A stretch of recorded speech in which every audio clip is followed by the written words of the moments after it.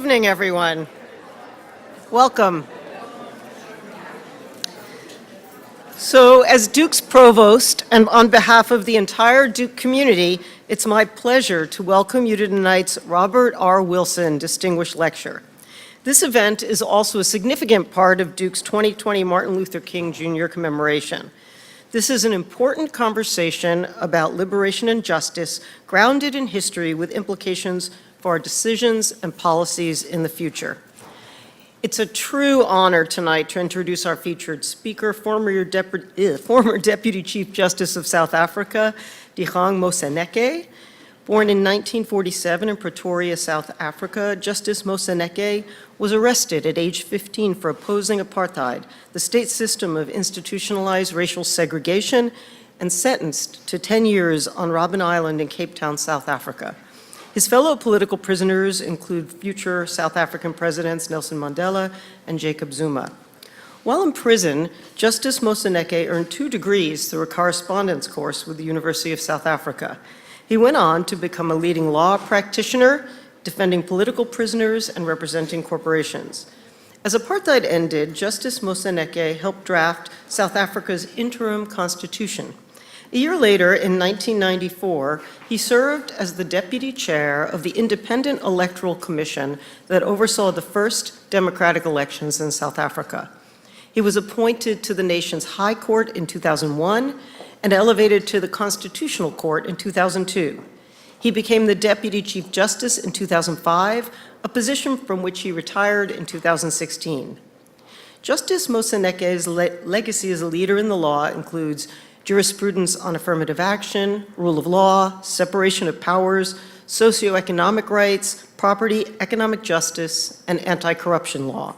He earned the 2018 Order of Luthuli in Gold, South Africa's highest honor, in recognition of his, quote, exceptional contribution to the field of law and the administration of justice.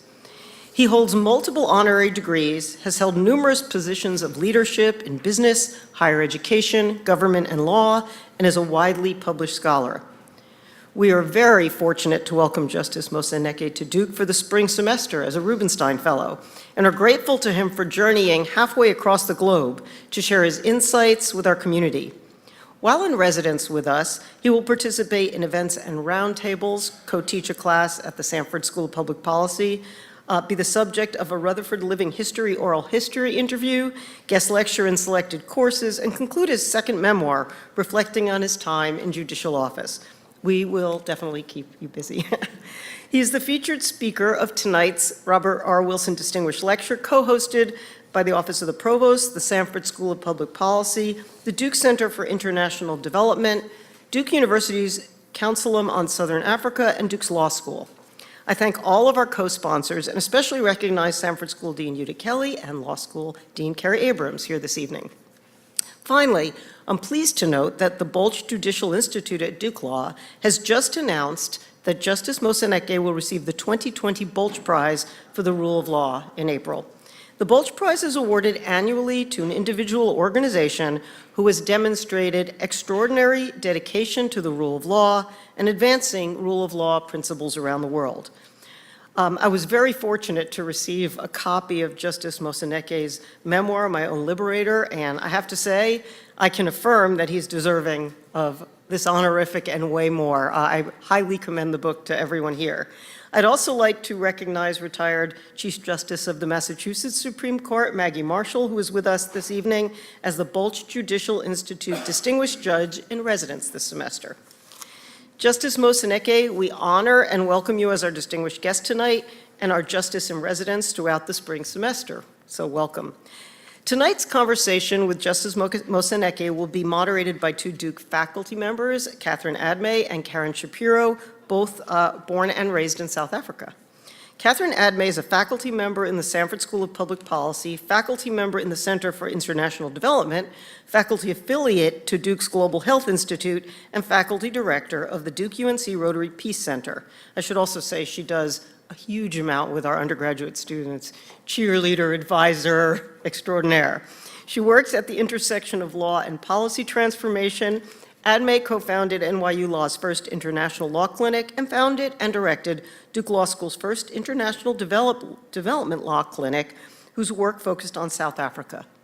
Indeed, the Constitutional Court was one of the clinic's clients. She has also served as a legal scholar, contributing to the South African Truth and Reconciliation Commission. Karin Shapiro is a faculty member in the Department of African and African American Studies. She studies American social and Southern history, as well as South African history. The author of A New South Rebellion, a book about convict labor and industrialization in the American South. She also co-edited, along with scholars from the University of Witwatersrand, History Workshop and the Radical History Review, History from South Africa, Alternative Visions and Practices. Karin has also turned her hand to film. Her documentaries include one about South Africans in North Carolina, and another about the epidemiologist Sherman James and his intellectual ties to South African medical scholars. She is currently writing a biography of a previous Archbishop of Central Africa and anti-apartheid stalwart, Walter Kotso Makudu. Before our conversation gets underway, I would like to invite Duke's Amandla Chorus to help us welcome Justice Moseneke. And many of us were very pleased to have heard the Amandla Chorus at the MLK celebration. It's my pleasure to hand it over to Zhuri Bryant, a Duke Junior majoring in public policy, of course, and president of Amandla, who will introduce us to the rest of the chorus. So thank you, Zhuri.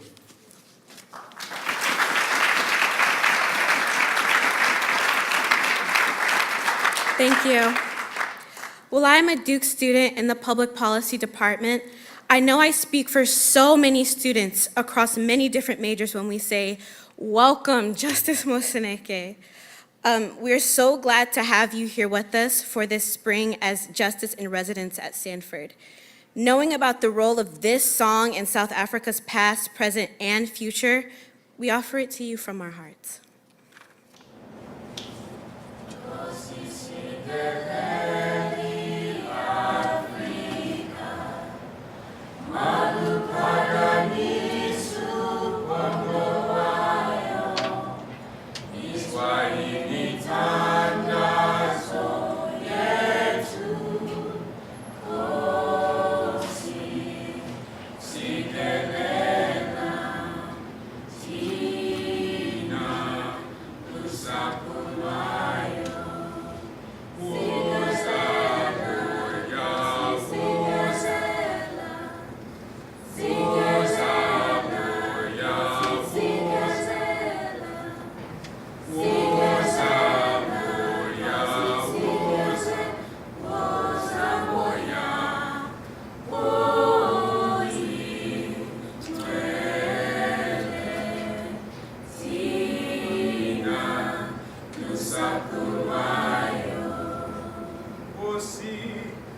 Nkosi Sikelel,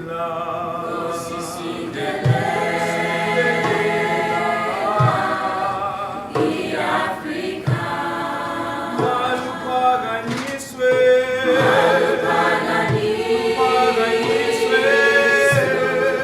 khono wayo, Iswahili thandazo,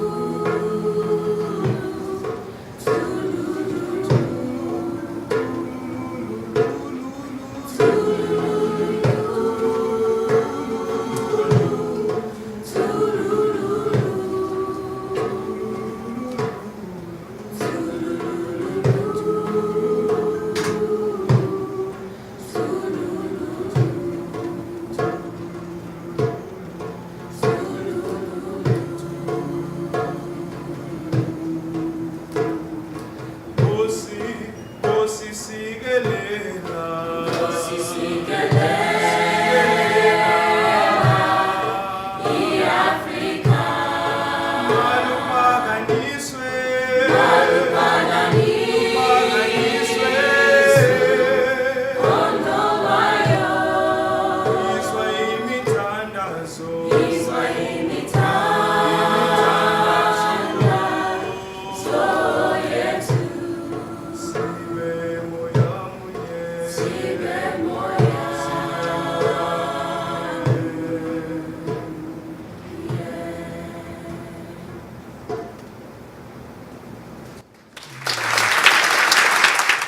thanks to Provost Komblu for that warm and generous introduction, and to the Amandla chorus for that magnificent rendition of the South African national anthem. Justice Moseneke, it's wonderful to be here with you. I'd like to start by turning to your memoir, in which you insist on a couple of phrases. You say that you are a freedom fighter and not a politician. You also insist that you were your own liberator. What do you mean by both those statements? Well, let me thank the provost first, too, and thank the dean of both the school and of the law school. And I know my beloved sister, Chief Justice Maggie Marshall, is here, and thanks for coming. One good turn deserves another. I was at your talk this afternoon, and here you are here. Thank you. But many, many other friends who are here. I know more people than you, most of you will suspect, and I'm not going to go there. I hope to see them during the dinner. When I was young, one of the early lessons I had to take in was that whilst born as a slave, I better not die as a slave. And the implications were plain. I had to be my own liberator. But the add-on to that particular teaching was that you cannot outsource the obligation to free yourself. It's not something that you can pass on to your neighbor and to others. And therefore, you ought to find others of the same thinking, collective agency, and you've got to be well-grounded in individual agency. So you find other freedom fighters, and you become one yourself. And just to end up again, it is an obligation that you cannot give away. And the last add-on to it was that freedom had to come, therefore, in your lifetime. And really, that is a core thing that I meant to convey. And I take 400 pages to try and say all that. So there's a beautiful phrase that my students have introduced me to, my students and my daughter. I am my ancestors' wildest dreams. How did your family encourage you to dream and to make them proud? Were there particular mantras or sayings that they passed along by which you lived, sayings that stayed in your head by which you lived?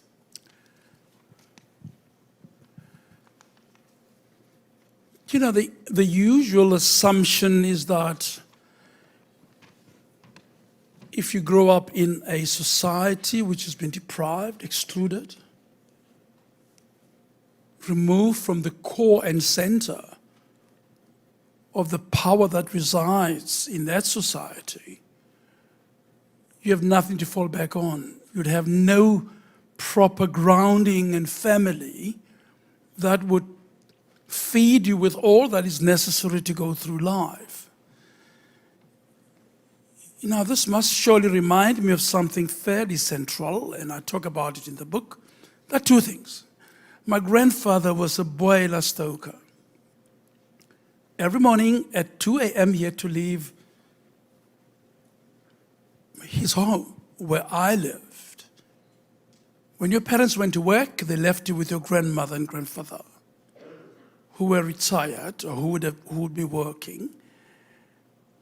But he would wake up in the morning to go and stoke up the boiler at Assembly Hotel, where diplomats who traveled around the world and came to South Africa slept. And I'd say, Grandpa, where are you going? He says, I have to stoke up the boiler. And I say, why? He says, when the white people wake up, they need hot water to bathe in, and they need hot breakfast. He was also the resident chef at that hotel. That stayed with me.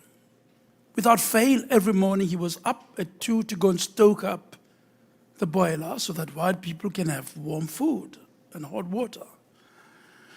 But it's not that. The takeaway was the regularity, the commitment to what was at hand. Illiterate, he became the gourmet chef in that hotel.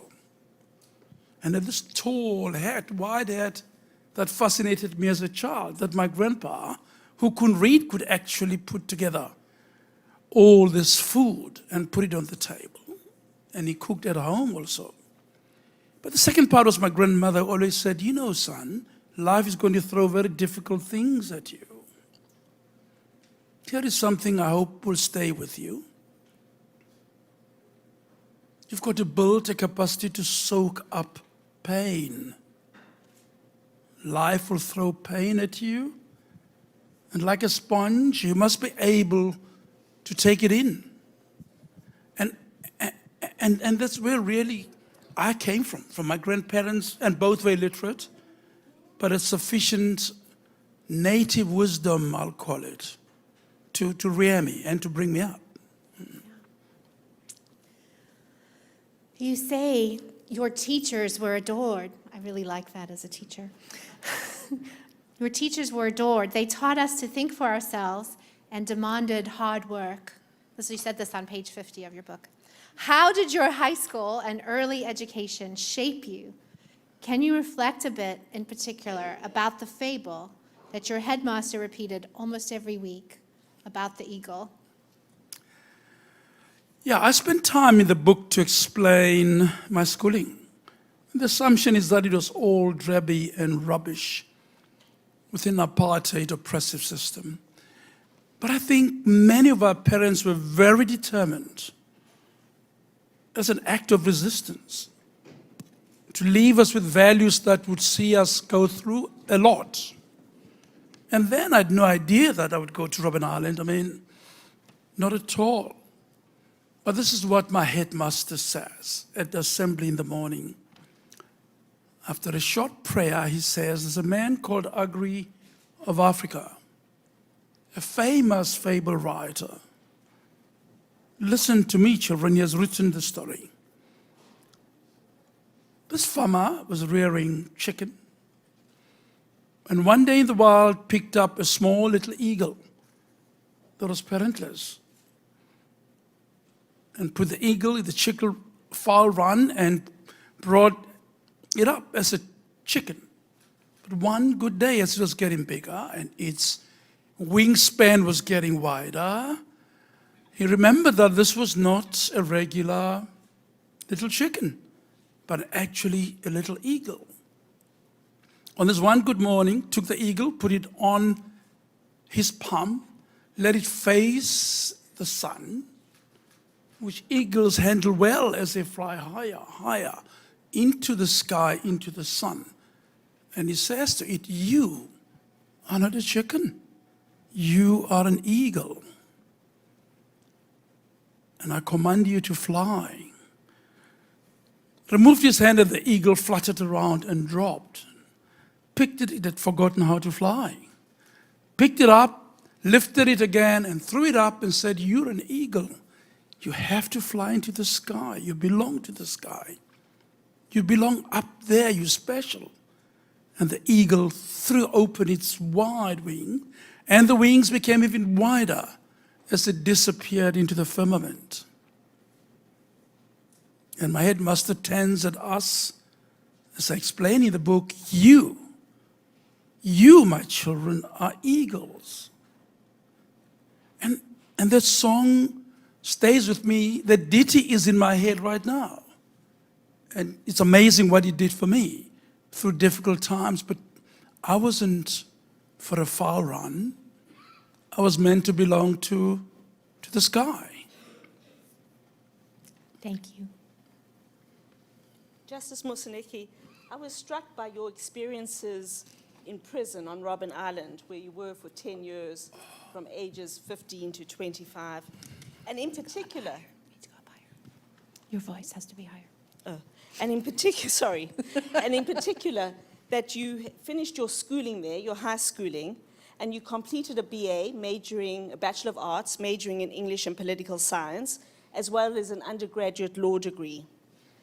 In what you call the education project, you read incredibly widely, including books by radical thinkers such as Frantz Fanon and Karl Marx, and by African writers such as Ngugi wa Thiong'o and Chinua Achebe.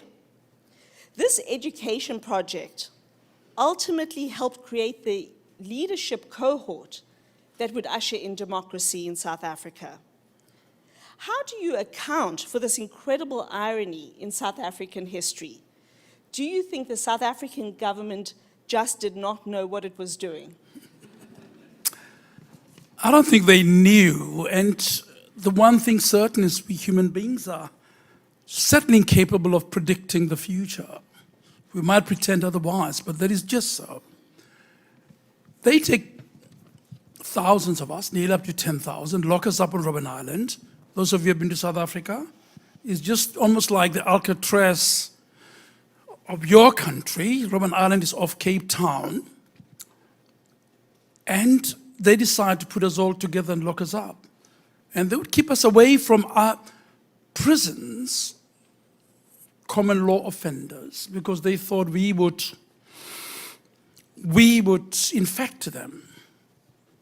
And they were more violent, and therefore we're better alone, we thinkers and ideologues, than mixed up with people who might resort to violence. But that gives us this opportunity to be a community. It gives us opportunity to start idealizing, as I say in the book, what should a just society look like? What are its features? And that question must be asked in the light of experiences around the world. And the project starts. Guys, we've got to study for one thing. If only to escape the impact of imprisonment, but also to build a core intelligentsia of the revolution. Remember, we were there to destroy apartheid. And the education project started. One of the fun things was to get all books that we could lay our hands on that we believed were progressive. And you can see from the lists, I don't think I'll ever read as much as I did then. I mean, War and Peace by Tolstoy, you know.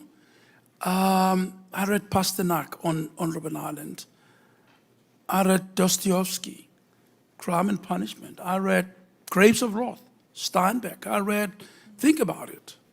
Just whatever was there to read, because I had 10 years, and multiply that by all the evenings in any 1 year times 10. And we had a project where we would rip off a book at the back, its binding, and then have a book that's valuable move page by page. You keep 10 pages today, and you pass them on to the next guy. 10 pages, and so a book would move around and thoroughly soiled at the end of its day. I had time to read Karl Marx, of course. I had time to read Adam Smith, The Wealth of Nations, which were really the foundations of capitalism and socialism. Now, where would I have got that education had I not gone to Robben Island? I sometimes ask.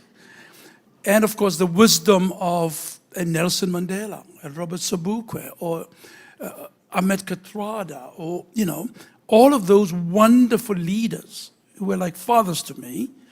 Combine those two, it was a privilege being on Robben Island. So, when you weren't reading, can you tell us about the Football Association that you helped organize and run on Robben Island?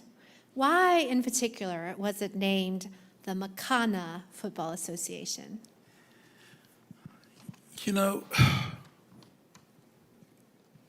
Makana Football Association came as a sequel to 18 days of hunger strike.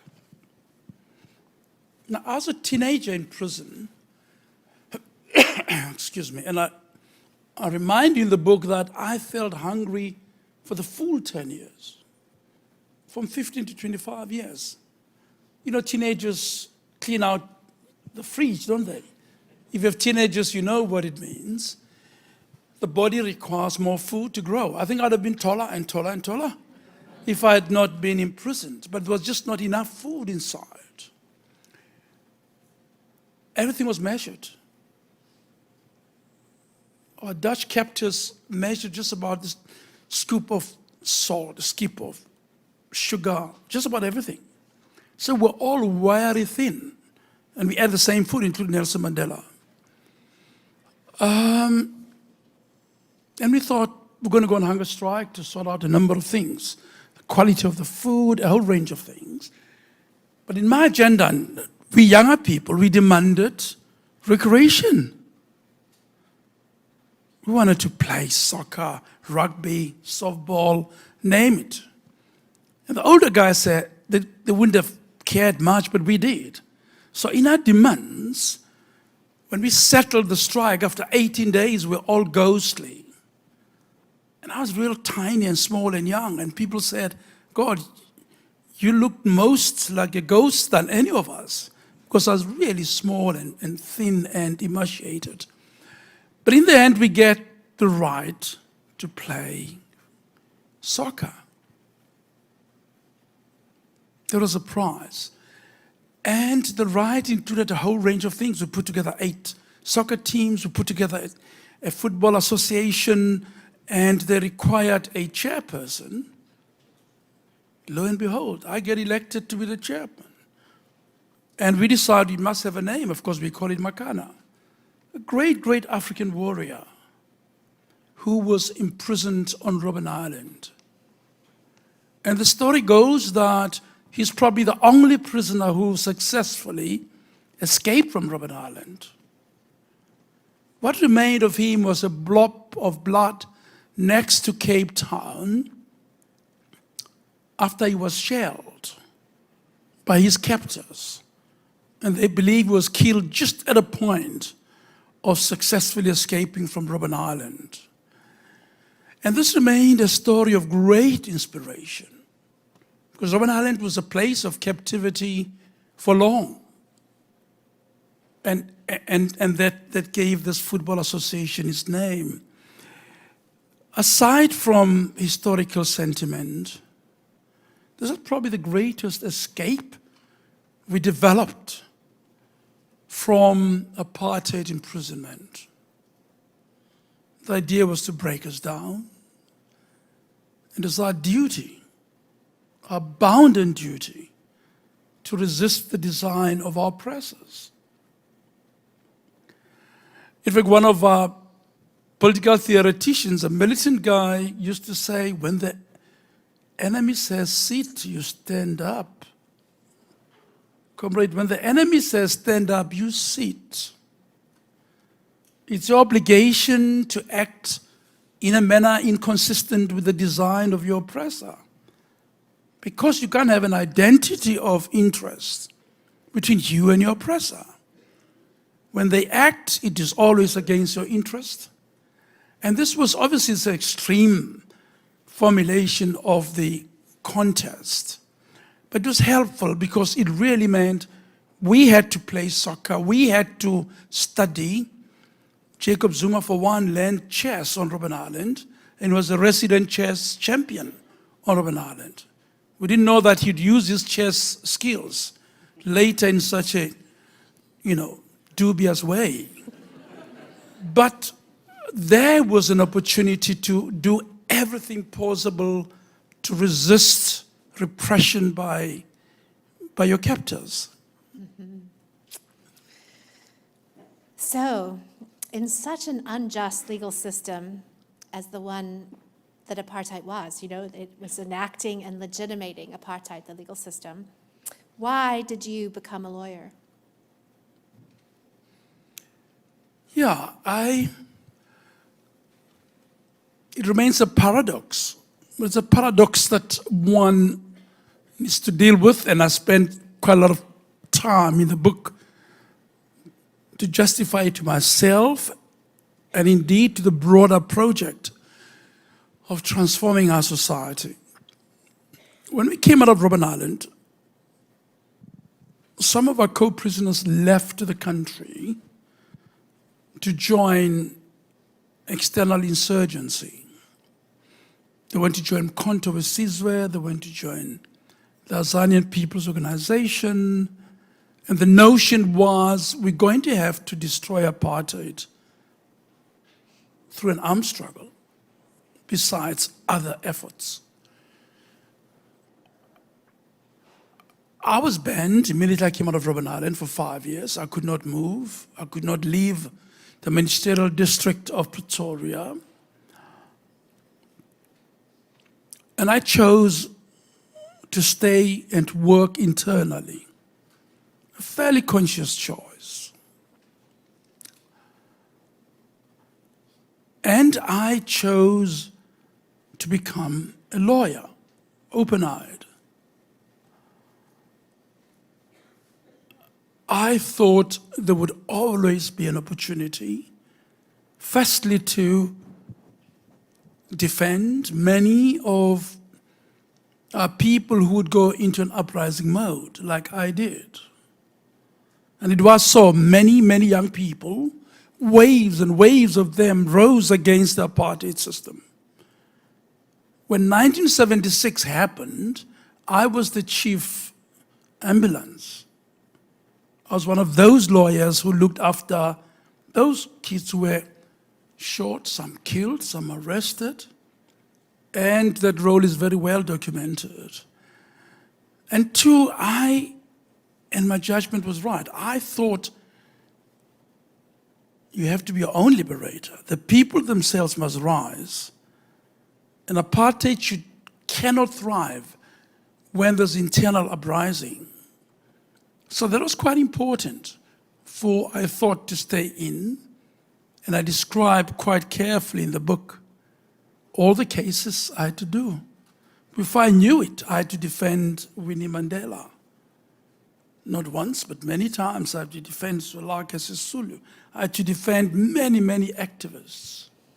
And many of the people, insurgents who came into South Africa, I was the prime lawyer to do that. Not without risk, as you know.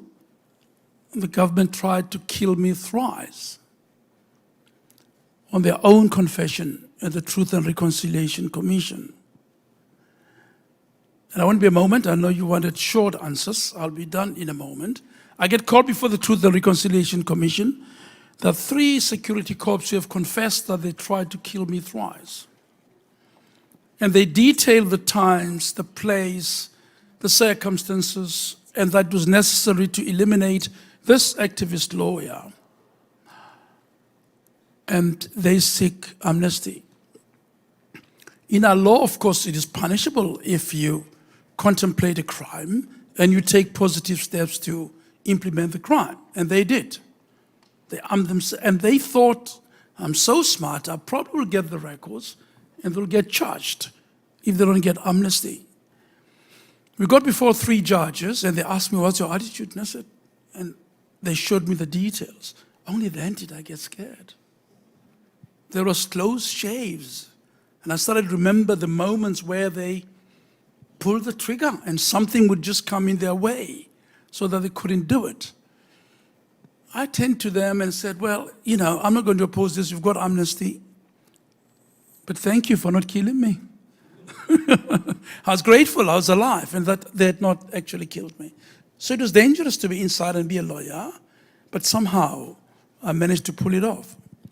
The eagle flew above.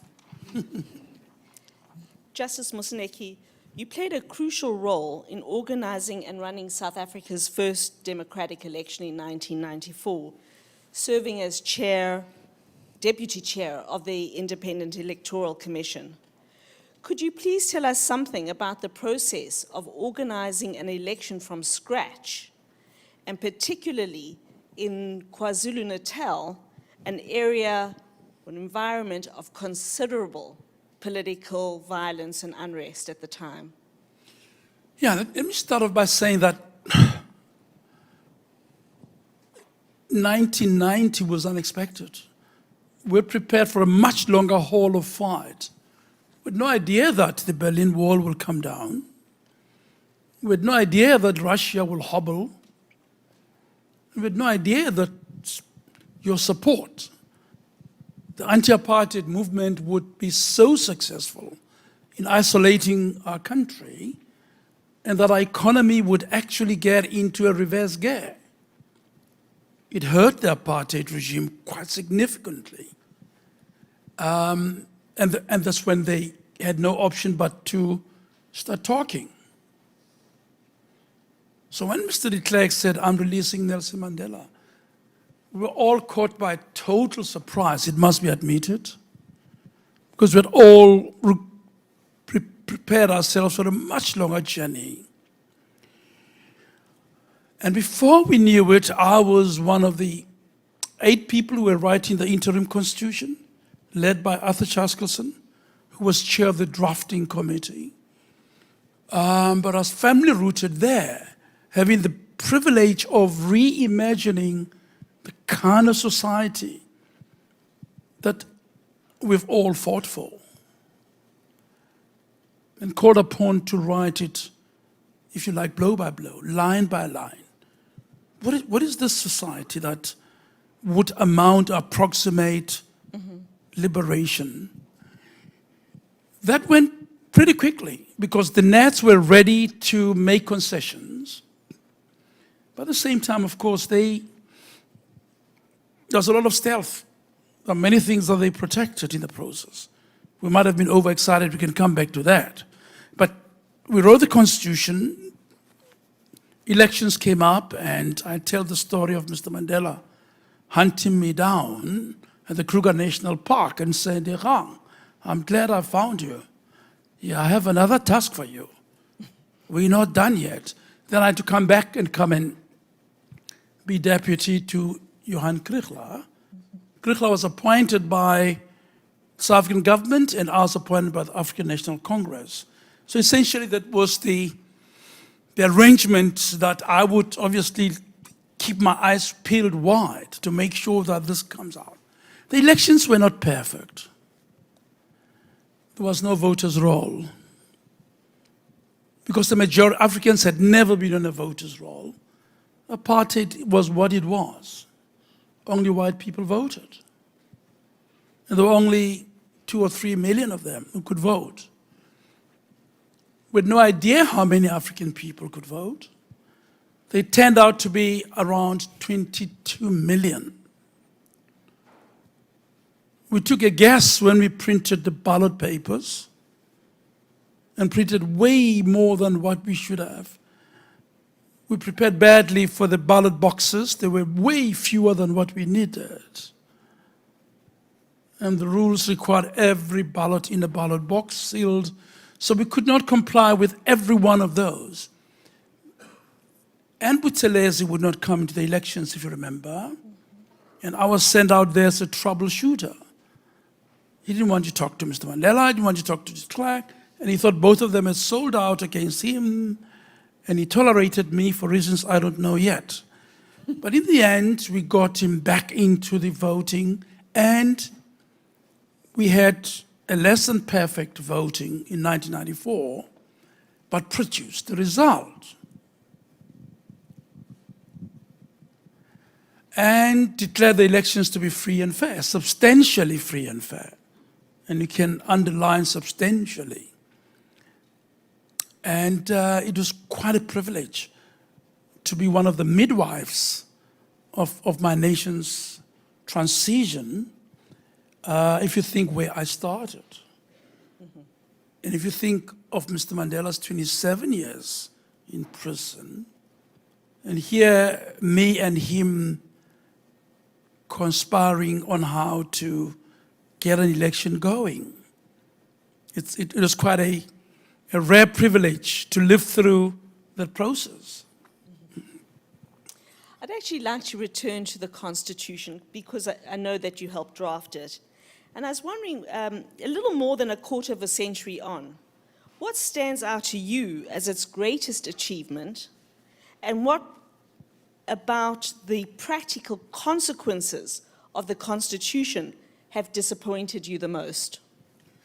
Oh yeah, now we're talking techie, right? We're not talking about me. I'm glad we're done with that. We'll come And closer to what I really want to talk about. You know,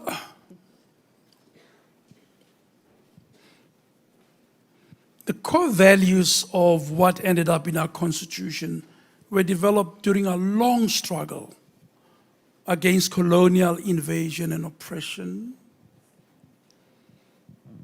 So we had fairly strongly formed views about the kind of society we want to produce.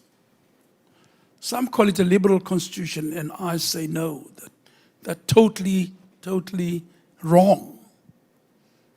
And we can debate, and I hope there'll be questions, we can debate why it is not a liberal constitution. It is not.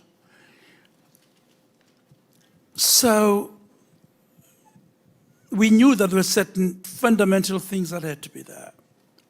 From apartheid, where only a few white people voted, bottom line, one person, one vote. Equal worth and dignity to everybody. Every one of us will have a vote. Good attempts at negotiating qualified franchise. You must have had a degree of past in it. A high school education, any one of those. So the bottom line was every single one of us is worthy. Two, we were clear in our own minds that there would be a foundation of core values that would be stated up front. In other words, it won't be just a string of rules. We would formulate those values that underpin the kind of society we want. And that's where it comes in, the values that you find in the founding provisions of our Constitution. And dignity was quite upfront, because apartheid was the opposite of dignity.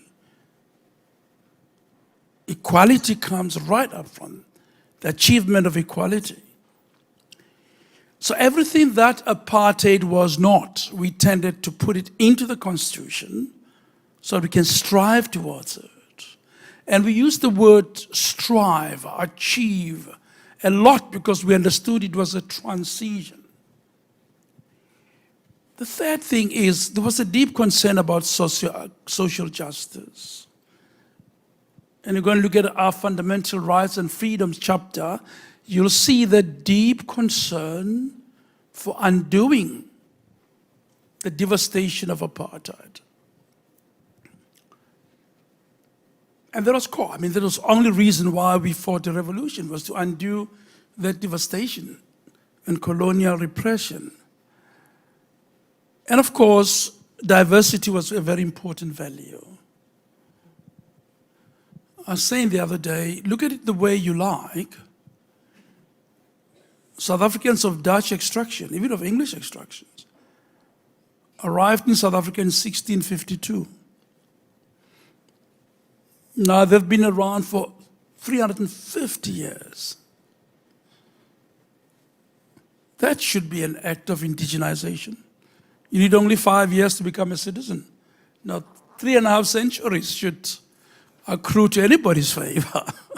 So you hardly can say they are foreigners. It doesn't make sense. The first British occupation was in 1795. And those South Africans who of that origin would have been there for a very long time. So in short, I think this side of writing the Constitution, interim Constitution, was fairly successful. And grounding it firmly in legal processes was also important, because it was not going to happen in a vacuum, in a chaotic way. In fact, we got the apartheid government to disestablish itself. They passed a law that rendered their state dead, and the apartheid parliament adopted the new democratic constitution with an effective date. So in effect, we got them to basically swallow their own mess and produce a new state. And they did. They were true to that, and the new constitution was adopted by an apartheid. And then, of course, finally we wrote a new constitution. And I hope we'll find the time to be able to talk about the defects in the constitution. There are defects. And I'm not sure whether the question extends to them now, given your time constraints. Well, why don't we come back to them in question time, and hopefully somebody else will ask it, otherwise I hope you'll pick it up. I did want to move on to another role of yours in South Africa, and that's, in addition to your many accomplishments and contributions, you've also had a successful business career. What do you see as the role of business in fostering social and economic transformation? You know, after 1994, change done and dusted, at least at the beginning, set in motion, I thought, I'm going to try and pursue economic freedom and justice. And I thought I was going to leave practice, certainly politics not, and I got into business.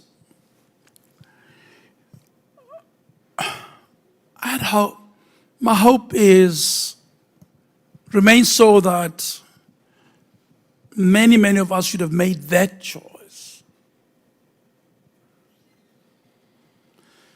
I think the single most deleterious thing about our transition is that very few South Africans of African extraction have opted to enter the economic terrain. We can debate why. There are good and bad reasons why it did not happen. And the consequence of that has been that concentration of economic activity, clearly not exclusively, has remained principally in white hands. In South Africans, let me just make it clear, of European extraction. And that consequence has been an increase in social inequality.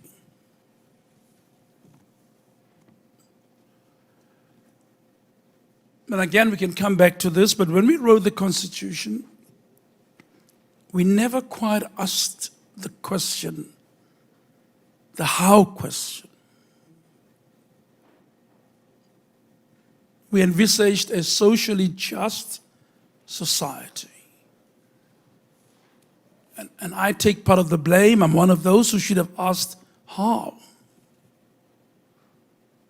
How do we achieve land justice, which is a historical bane? How do we gain access to the means of production? How do we construct many and meaningful businesses in which most of us would be involved? When Mr. Mandela was faced with that question, and as you know, I lived very closely with him up to his passing on.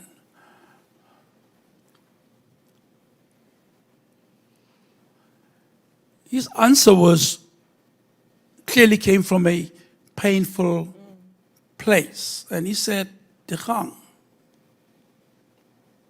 He mispronounced my name too, like many. He couldn't say Dikgang, he went Dikgang. I thought my historic mission was to give you young people political power.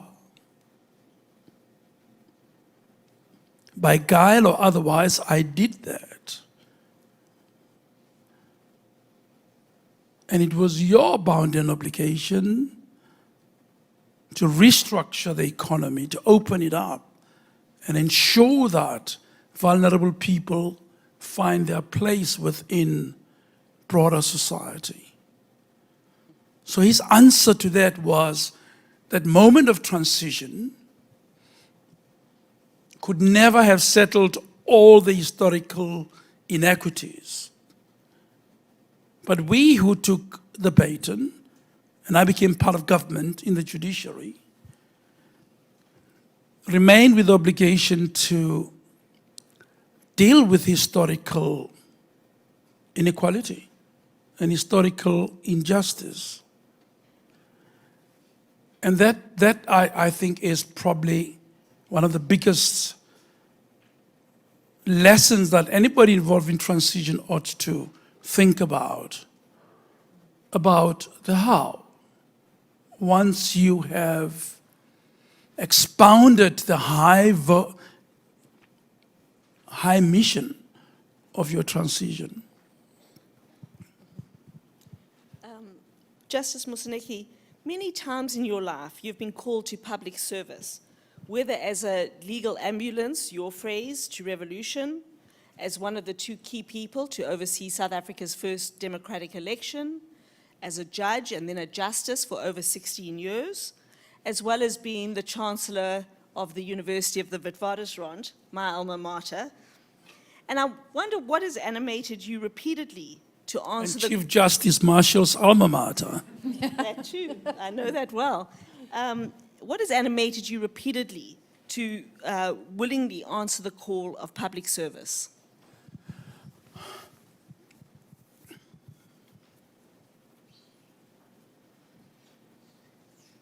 I've always thought, as you know, I am my own liberator.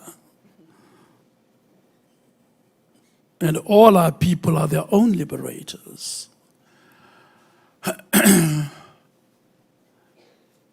And I repeat this message to young people in my country all the time. We cannot trash Wits, we need it to equalize society. Wits is a university, a very big university in South Africa. We cannot bend down libraries, we need them.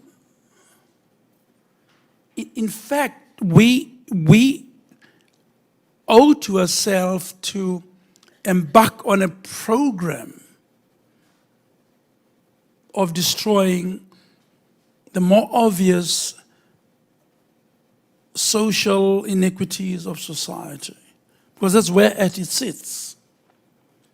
Politically, I can spend a lot of time to tell you what the wonderful things we've done and the wonderful jurisprudence we've produced and the democracy that works, peaceful elections 5 times, and all of that, parliament that is functional, and there are many wonderful things in South Africa that works. But only half of us are poor. We are 55 million, and of that, half are poor. So I've always felt that all of us ought to put our shoulders to the wheel, and we ought to do things that will actually lead us closer to the high ideals that we have set out in our Constitution. And that meant answering the call of public duty. I mean, I say often to our President Cyril Ramaphosa, who's a billionaire, I think he's a dollar billionaire also. He started business with me just about the same time. And I answered the call of duty to become a justice of the court. And I resigned from all business and walked out of it. And locked into public duty. So notionally, if I had not, I probably would have donated some money to Duke. Which I'm unable to do now because I've worked in the public service virtually all my life. Now, I do think that we have to go back home, and I'm trying to set that example of saying we actually need to be giving leaders. We actually have to try damnness to reconfigure the way we think about ourselves. Racists and colonialists were horrible to us, there's no doubt about that. And they've caused enormous inequality, and enormous damage and exclusion of our people. That's why we had the struggle. That's why Nelson Mandela was in jail for 27 years. And we can debate whether we were too easily forgiving or not. I hope a question will come and we can deal with that. But after all said and done, I would like to be able to say,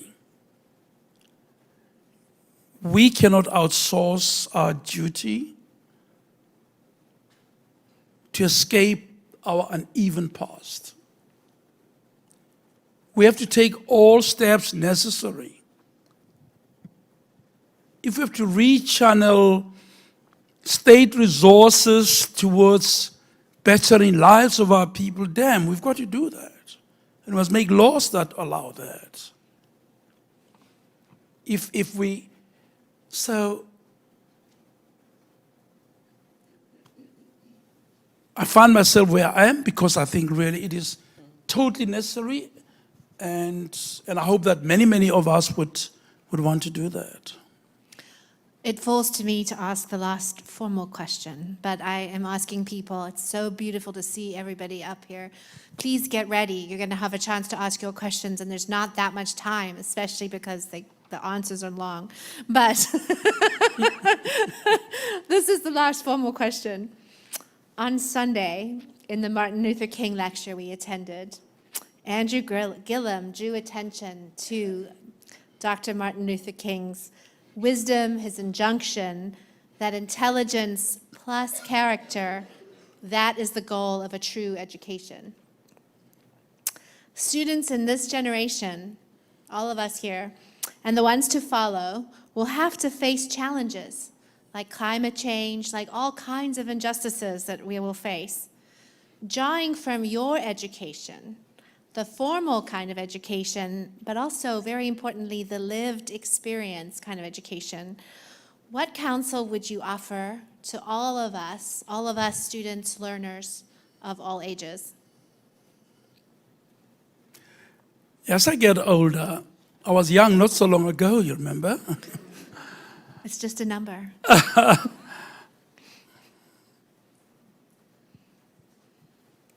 I think I'll echo what Chief Justice Marshall said earlier today, and it's also my personal credo. One, we should do good. I think values are just so important. We can talk about how we lost them in South Africa and found ourselves in quite a quagmire. And I sense maybe the society I'm visiting now may be running into that ethical conundrum. What is truthful? Does honesty matter? Caring for other people, is that important or nonsense? Is there a place for hard work, hard-earned returns out of our sweat? Does it still matter to be gracious and respectful and accommodating and caring of others? Because funny, when you get older, you find that these values actually have to cascade into the larger enterprises of society. The necessary governance. We haven't said a word about jurisprudence. I'm a lawyer, freedom fighter, but actually in essence a jurist. And they percolate into, for instance, decision making. Most of my jurisprudential work, my opinions, my judgments are out there to read, and you'll see this. I try to have these values run through what I consider to be just, to be good, that simple word that is so loaded. And two, intelligence and hard work, I'm afraid. And that's a combination. Dr. King is spot on. We struggle at home to convince young people that it's not sufficient to moan about pre-colonial horror. Let's remember it. I've written a lot of it down. Let's record it, let's remember it, and let's make it the springboard for hard work, for native intelligence, for acquired intelligence, and for good values. In fact, liberation movements, political parties, other formations crumble absent consistent values that are salutary. And that's really the lesson. You need those two things. I think you're going to go through life if you're a young student. Yeah, thank you. All right, so I have the opportunity to answer questions. So I think I see you first. Okay. Thank you so much for your time. I have a question, given that you have worked on constitution. In your experience, what do you think it's like the key component in the process of creating a strong institution that would actually promote dignity, like the whole process? If you could give an advice from your experience, that's very key to actually promoting dignity and equality. Yes, let me go quickly. In fact, my handlers told me, keep your answers short. And I've been getting carried away from time to time, but let me go short to it. I stayed for 15 years in the judiciary and setting up Supreme Court. Expectedly, the executive tried to crush the judiciary, to make it compliant. And it succeeded actually to crush a number of other institutions. We can go back to them and identify them. Key prosecutorial institutions, and then of course the party begins. There's no effective justice system then, and I think some other president somewhere else in the world is doing the same thing, trying to smash institutions out of the way. So it's so vital for us to be telling people all the time that if you have a judiciary, let it be proper, let it work properly. Please, you need a duke. I want a duke in my country. I'm so impressed by this university. I wish I could transplant it. We need institutions which are well-founded, well-run, and that have values that put them together. And yes, there is the bulwark against bullies, and against thieves, and against multinationals that are no good for the people. And it's a bulwark against environmental injustice. Institutions, institutions, institutions. I've just been given the indicator that somebody up is going next. So we're kind of all taking cues. Here's somebody? Okay. What? Justice Moseneke, thank you for being here. On page 187 of chapter 27, titled The PAC and Indecision, is the following quote by Madiba Nelson Mandela, that tactics are sometimes more important than principle, after he told you the story of the pine tree and the willow tree. I suppose the PAC was insisting on political power and economic power. The ANC won political power, but not economic power. Today, the majority of South Africans are without economic power. Now, do you think an opportunity was lost during the negotiations by not including economic power and the transfer of lands? That's one. Number two. Not Chuku, I'm sorry. One question. Well, yes. I mean, that is a very fascinating account of the conversation I had with Mr. Mandela. And I had the privilege of talking to him a lot when he was no longer president. And I lived not too far from him, so he would order me to come and have dinner with him. Or breakfast. I know you're a big judge now, but you must have breakfast before you go to court. So I'm going to have breakfast with him quickly and then rush off to court. It was really a debate about the place of principle and tactic, and what is a proper mix of the two. Of course, the Pan-Africanist Congress was quite clear in its own mind about the nature of a struggle, about colonial repression, and about the fundamental need for African people to get off their butts and do something good for themselves. Not unlike my own mantra about being your own liberator. So that's something so important. And the centrality of the land question and dispossession. So there's a deep understanding that's said there. the ANC was quite ready to deal, to cut deals. So the debate between me and him was principled or expediency. And he was saying, well, if you guys want to be principled, the pine trees are felled down by the storm all the time, and nothing comes out of it. A willow tree tends to bend over in big storms and towards the water. And so it's a big debate in the country about whether that approach to the transition was helpful at all. So that debate is out there, and I've written it in the book to show to young people that there has always been this debate. It was always difficult. You see, the balance of forces at the time of transition was something quite important. The apartheid government had not completely collapsed. They chose to settle. If you've been a lawyer before, you'd know that when you go for a compromise, for a settlement, you give some and you take others.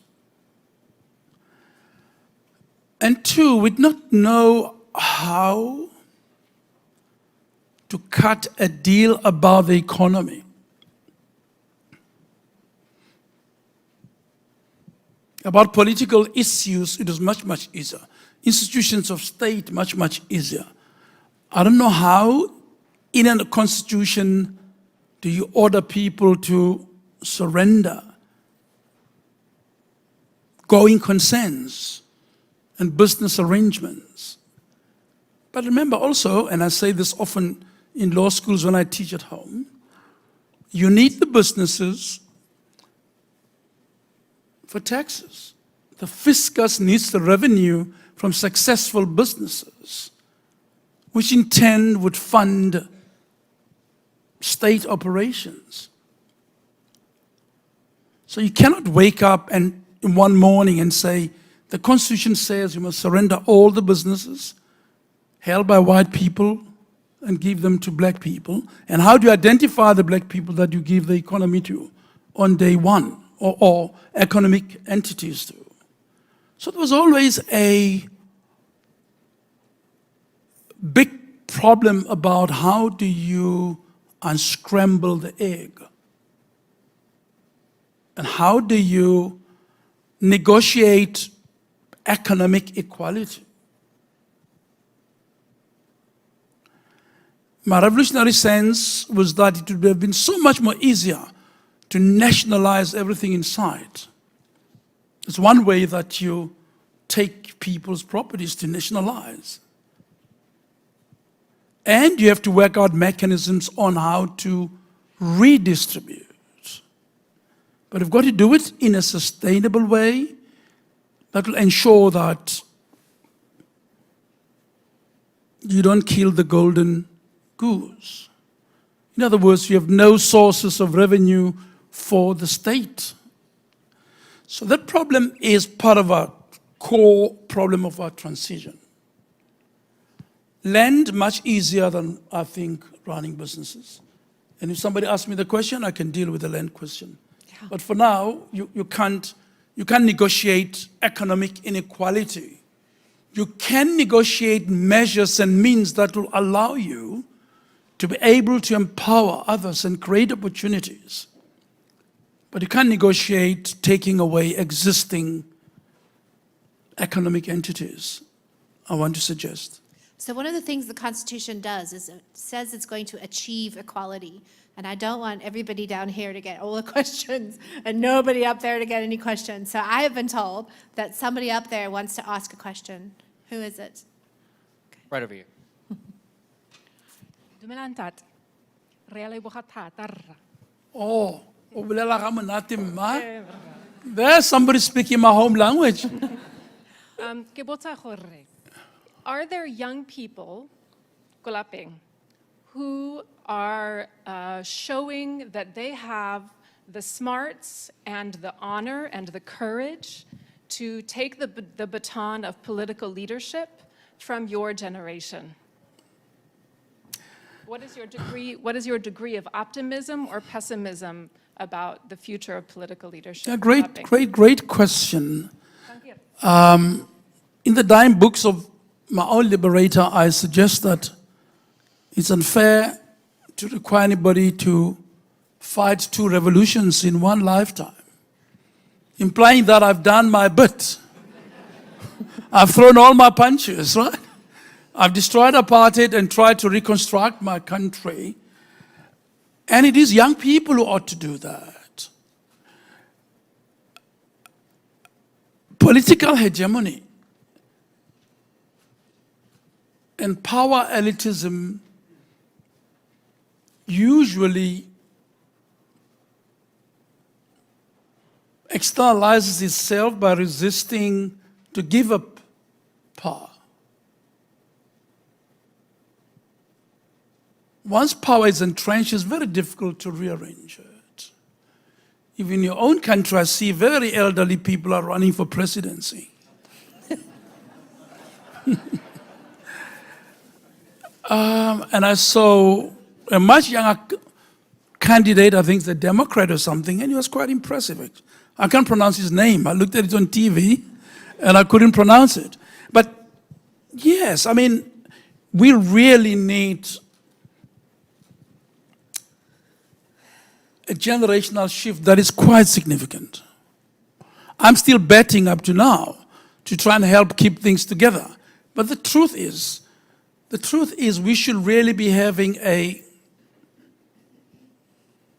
instant revolution of young people claiming a stake. But I think it's going to happen. And I think inevitably those who have brought our freedom, including me, I hope they'll disappear into the sunset, and they will.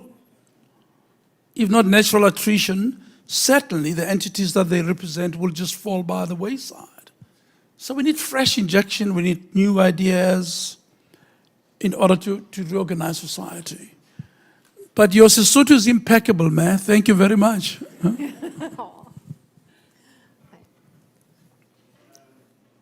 Honored to have you here. Welcome to Duke and Sanford. You were part of the top leadership of this remarkable liberation movement. In those days when you were trying to bring this evil apartheid regime down, as your all focus and energy going on removing this evil, how do you also simultaneously prepare these oppressed people not to become the monsters that they are running away from? How to empower and oppress people that they will not replace one form of injustice with another one? And in that regard, in the last 2.5 decades of removal of apartheid, how would you, your honest critical assessment of that situation so far since the removal of the apartheid? Well, thank you. You've been very kind to us. That's one of the big lessons of revolutions. There's a bit of a George Orwell there, an Animal Farm that faces us. We actually thought we'd escape it. We'd all read Animal Farm on Robben Island over and over again. And we thought that leaders of the revolution who get to the trough, as the animals in Animal Farm do, and basically sell out the high ideals of the revolution, ought not to be tolerated at all. But there's something easier, I think, now that I am the wiser, but fighting a revolution than fully exploiting the dividend that ought to arise out of a glorious charge to displace an unjust system. Go to Nicaragua, go to Latin America. There are many examples. Go to certain parts of Southeast Asia. Look at what happened in India. I mean, they totally, it looked like it was a glorious time from the, from the times of the Indian Congress to the time when it collapsed. When I last looked in the elections, there were two seats in an 800 member parliament. So the liberation movement there dissipated under the burden of its own unjust conduct and never translated high ideals into the norms that ought to carry society. Look at Zimbabwe. It's more of leaders who have failed to rise to their true duty that dissipated efforts that were so glorious. And we've had a problem. Our last 10 years have been horrific. And I sat in a court that resisted with all its might to ensure that we pronounce over and over again the high principles that ought to guide our society. And if I did not, you probably would have called me Chief Justice, like Maggie Marshall. I never got to be promoted because of one of those reasons. So yes, the comprador, the ruling elite, very, very quickly sell out, very quickly forget the place they come from. And I don't know what the solution is to that, frankly,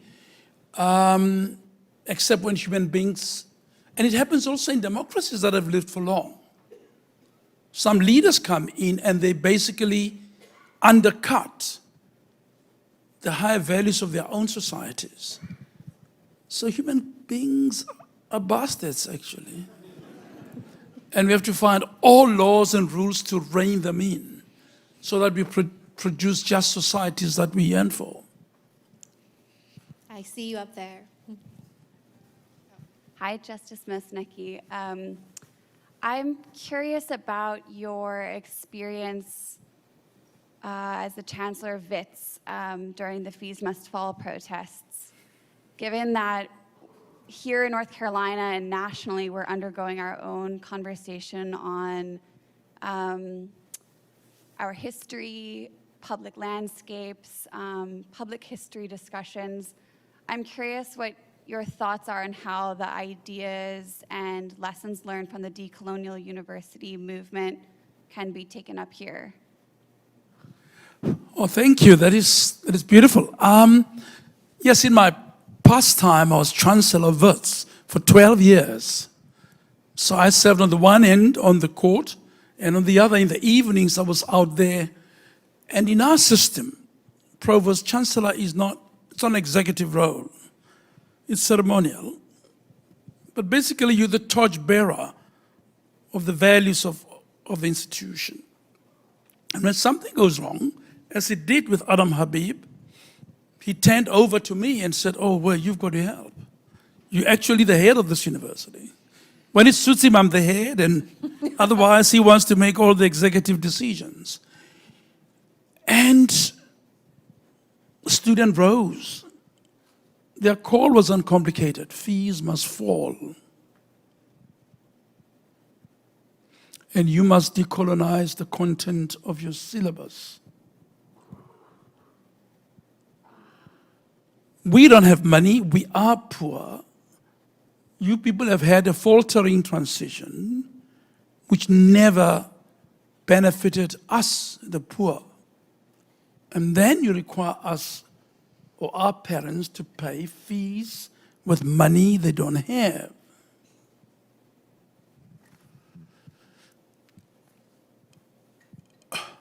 And Section 27 of your Constitution guarantees the right of access to education, subject to available funds and progressive realization. So this, in effect, is a promise you've made to us. It's an entrenchment that ought to be enforced. And they hit the streets and they hit the campuses all over the show and said, fees must fall, we pay nothing. And this was in the background, as you know, of a thieving elite. The elite had their hands in the till, and young people could see this miles away. So the one defense that sits in the constitutional qualification, available funds, was not open to government. That was known and seen to be squandering way more than what the young people were demanding to pay their fees at universities. And us, as Chancellor, I then had to roll up my sleeves, forget that I was a judge, go to the meetings with young people. And for strange reason, they thought they should still listen to me because you know how radical they were. But we managed to steer that to a point. And in fact, if you look at some of the readings that you might have here, I wrote an article which is published in which I argue that the call of these young people is spot on. It's constitutionally permissible. And the government must demonstrate that, in fact, they're unable to keep young people at university at state cost. And of course, the consequences, you know, that fees have fallen in South Africa, and the government have to scrounge around and scramble all over, and they've tried to bring in a mean test of sorts which has failed. Because the students' argument was simply that, do you want me to bare my soul? You invited me to convince you that I'm poor, and I'm not about to do that. Why must I demonstrate to you that I'm poor? Such a demeaning admission. I'm not doing that admission. So students in many ways have succeeded, and I'm glad. Because in effect, you're compelling a government to take seriously vital goods such as education. And in our system where there are no private universities, it is proper that the government should fund young people from poor homes so that they can rise up the ladder. And that's the only way we're actually going to equalize that society. So well done for those young people, I think. I think we have a chance for one more question. Good evening, Justice. In the context of staggering levels of violence against women in South Africa, most specifically UCT student Unene, boxer, baby, in response in subsequent uprising and resistance movements at these universities across South Africa, my question to you is, how do you believe that we can use the law best in South Africa to confront the issue and meet the public duty of decreasing gender-based violence in South Africa? Yeah, thank you for the question. Probably the most painful of the lot.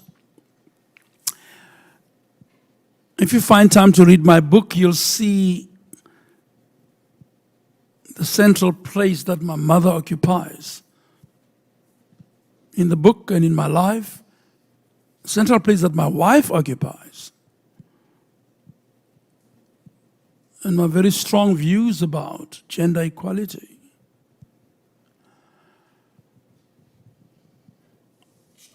Many men in our country and elsewhere pay lip service to the notion that women are their equals. They lie about it. And they believe that they can impose themselves, their thoughts, their feelings, their bodies on women. And whilst we have fought a long strenuous struggle and calling for equalizing society, for strange reason, those values have never sunk into the minds of many men that they owe a deep duty of respect towards women. And the consequence is that up to this day, we have a scourge of gender violence in South Africa.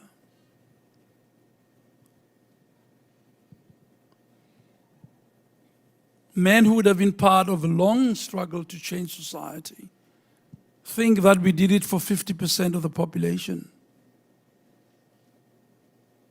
And that equality never extended actually to women. They believe they can own and control their bodies. And it is quite, and lately the carnage has increased in tandem with other dissatisfactions in society. The increasing notion that we don't see the dividends. Where are the goods? Where is the change? So we have quite a big task of re-educating all of, and of course, a flowing violence from our past. 350 years of violent oppression in South Africa. That's what colonialism and apartheid was. You had to put down those who disagreed with you. And we see men trying to put down women who disagreed with them. So it is one of the major challenges of society. And the transition has become much more complex than I had hoped for as a young revolutionary. It is much, much more complicated to migrate society from one dark blob to a well-lit one where the world should become better. We are doing a number of things. We are preaching, as I'm preaching now, you can hear me, from podium to podium. And I hope that it will become very much part of the values of our world, and not ours only. Patriarchy reigns across the world. And Albie Sachs, my esteemed colleague, calls it the only truly non-racial institution of the world. It's patriarchy, because it tends to run across many, many societies. But we're very sad, and we hope we'll be able to arrest it as we move on. Thanks.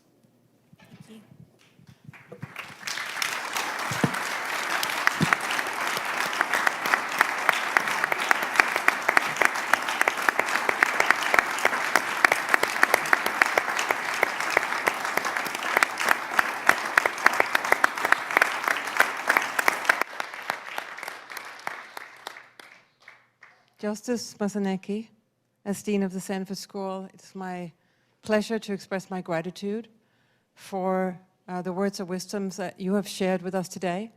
I know there are many questions still among our members of the audience, and I want to invite everybody to a reception upstairs, where there also will be copies of your book, I believe, available. You've certainly shown us that you are no chicken. My home country, Denmark, has a fairy tale by Hans Christian Andersen, also about a misplaced bird. It's the story of the ugly duckling. Yes? There must be something about bird eggs that get into the wrong places. So the ugly duckling, of course, is a misfit, has a poor start in life, and thinks it doesn't belong anywhere, and is ugly, and is shunned, but grows up to become, of course, a beautiful swan. And through your liberation, through being your own liberator, from your beginnings, you have grown up to become a beautiful swan. Thank you for being with us here tonight, and please, everybody, join me in giving the Justice a round of applause.